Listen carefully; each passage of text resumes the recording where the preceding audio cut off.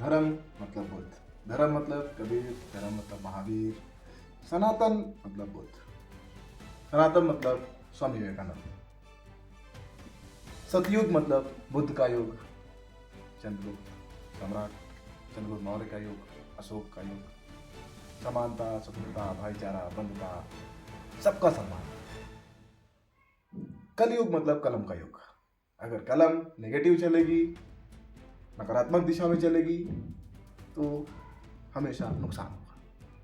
अगर कलम सकारात्मक दिशा में चलेगी तो विकास होगा, फायदा होगा हमारा भी, समाज का भी, और समाज आगे बढ़ेगा। समय निश्चित है। मैं उस निश्चित समय में थोड़े से कुछ सवाल आपसे करना चाहूँगा, क्योंकि जैसा कि हम बार बार कह रहे हैं कि आप राजनीतिक विज्ञान पढ़ा रहे हैं और पूरी देश दुनिया की राजनीति पर नजर रखते हैं। इस संदर्भ में मैं आपसे रैपिड फायर के रूप में पूछना चाहूँगा कुछ सवाल, और 1 मिनट में आपको उसके जवाब देने हैं। अगर आप उससे हटना चाहें, किसी कोई मुद्दा विवादित हो सकता है, कोई दूसरा आप ना बोलना चाहता आप बोल भी नहीं सकते, उसको पास कर सकते हैं। मेरा पहला सवाल है कि वर्तमान में जो राजनीति हो रही है वो धर्म की राजनीति हो रही है। युवाओं के रोजगार से मतलब नहीं है, विकास कैसे होगा उस बात से मतलब नहीं है। आप कुछ भी सवाल पूछिए नेताओं से। एक हमारे यहाँ मंत्री जी हैं ऊर्जा विभाग के, कुछ युवाओं ने वहाँ के गांव में गए हुए थे, उन्होंने कहा कि हमारे यहाँ बिजली नहीं आ रही, तो उन्होंने जय श्री राम का नारा लगाया और चले गए, जय माँ भवानी का नारा लगाया और चले गए। यानी कि राजनीति मतलब धर्म। अभी वर्तमान में सर जो धर्म की राजनीति हो रही है, हिंदू मुसलमान, इससे जितना मैं देख पा रहा हूँ कि देश के अंदर असहजता पैदा हो रही है, गुटबाजी हो रही है, और गुटबाजी हमेशा देश के लिए नुकसानदायक होगी, किसी परिवार भी नुकसानदायक हो सकती है। अगर हमारे परिवार में 2 भाई हैं और दोनों भाई संपत्ति या अधिकार को लेकर के असहज हो जाएं, तो स्वाभाविक है कि वो परिवार नहीं रह सकता। आज नहीं तो कल उसमें टूट पैदा हो जाएगी। जबकि भारत अखंड रहा है, भारत के जितने महापुरुष रहे हैं उन्होंने अखंड भारत की कल्पना की। उस अखंड भारत को बनाए रखने के लिए सर क्या करना चाहिए समय में? देखिए, ये तो सवाल जो तुमने पूछा है कि अगर मैकियावली से पहले का ड्यूरेशन आप देखेंगे, हम तो क्योंकि पॉलिटिकल साइंस के विद्यार्थी हैं, तो धर्म और राजनीति आज से नहीं, बहुत पुराने समय से साथ साथ चली हुई आई है। लेकिन मैंने जैसे पहले कहा कि मैं कभी इस प्रकार से नहीं मानता हूँ कि मानव की जो है संपूर्ण मानव एक जाति है और मानवता उसका धर्म है। तो आज के परिप्रेक्ष्य में मुझे लगता है कि हमें मानवता के लिए काम करना चाहिए, और मानवता का मायने कि जो हमारे समाज का जो युवा है, हमारे समाज के जो लोग हैं, उनका जीवन अच्छा से कटे, उनको रोजगार मिल पाए, ये अपने आवश्यकताओं की पूर्ति वो कर पाए, और एक सुंदर और आदर्श जीवन उनका जी सके कि जैसे हम राम राज्य की बात करते थे, जहाँ पर कोई अपने अधिकारों के लिए ना लड़े, जहाँ पर कोई संघर्ष ना हो, जहाँ पर कोई द्वंद्व ना हो, एक प्रेम और सद्भावना के माहौल के साथ साथ अगर हम इस देखो, हम लोगों को ये तो सत्य है कि जो इस दुनिया में आया है उसको जाना है। तो इसलिए जब मैं बार बार अपने वक्तव्य में इसी बात को कह रहा हूँ, जिस दिन हमें स्वयं का ज्ञान हो जाएगा, स्वयं हमारे अंदर ज्योति जलनी शुरू हो जाएगी, स्वयं हमारे अंदर उस अंधकार दूर होकर के प्रकाश आएगा जो ये दिखाएगा कि मेरे जीवन के लिए, मेरे लिए क्या महत्वपूर्ण है। जितने भी साल मैं इस दुनिया में रहूं, मुझे यहाँ से लेकर के कुछ जाना नहीं है, इसलिए बेसिक आवश्यकताएं की सर हिंदू मुस्लिम शब्द से बच रहे हैं, तो उसे बोलना नहीं चाहते हैं। नहीं, हिंदू मुस्लिम देखो, मैंने अखिलेश नहीं, सुनो मेरी बात।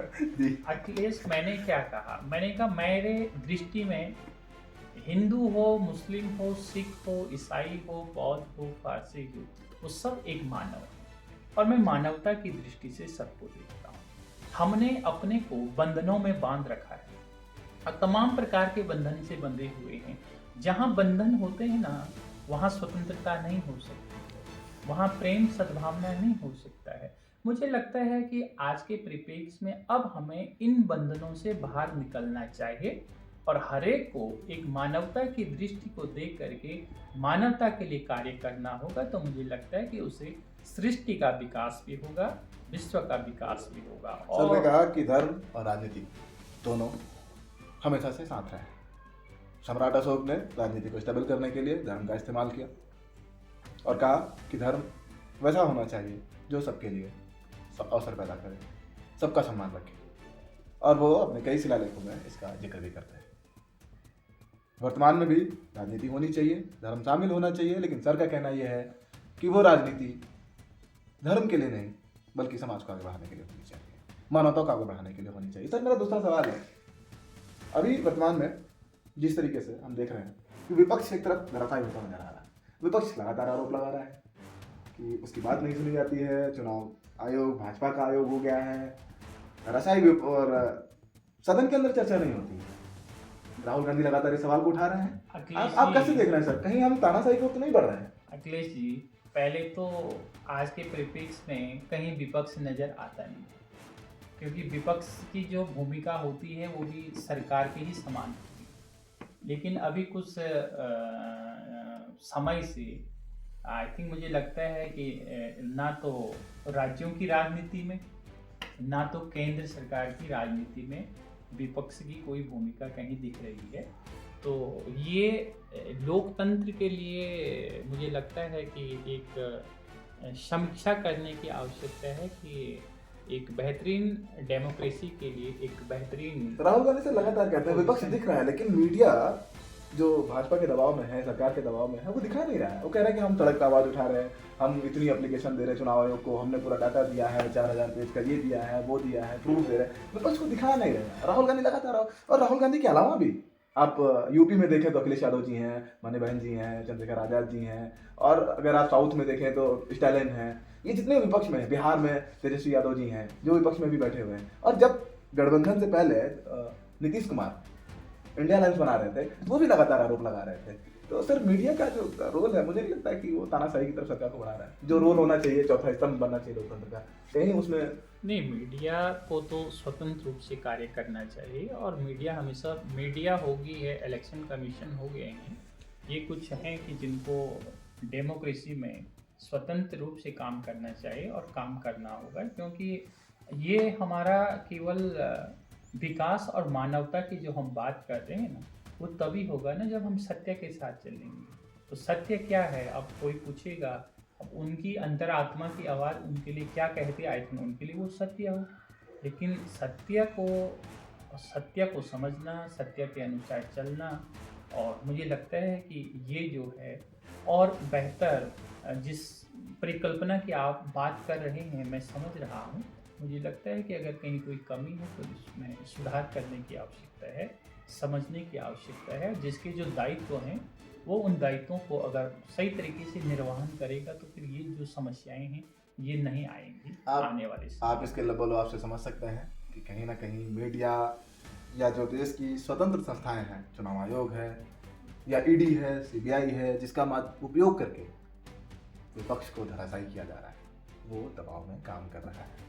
अंतिम समय है 5 मिनट का सर। मैं जब आपसे मिलने के लिए आ रहा था तो मैं 2-4 लोगों से चर्चा कर रहा था कि मैं सर से बात करने के लिए जा रहा हूँ, उनके विचार जानूंगा। तो उन्होंने मुझसे कहा कि आप सर के व्यक्तिगत जीवन के बारे में जरूर पूछें, आपकी अनुमति हो तो मैं पूछूँ। बहुत व्यक्तिगत होंगे सवाल, आप जवाब देना चाहें।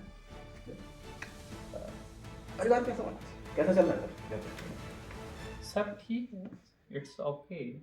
परिवार तो देखिए, हमारे जो कॉन्सेप्ट है, हम सोचते हैं कि परिवार केवल वाइफ, हस्बैंड और बच्चे परिवार है, लेकिन मेरी परिकल्पना थोड़ा इससे हटके है।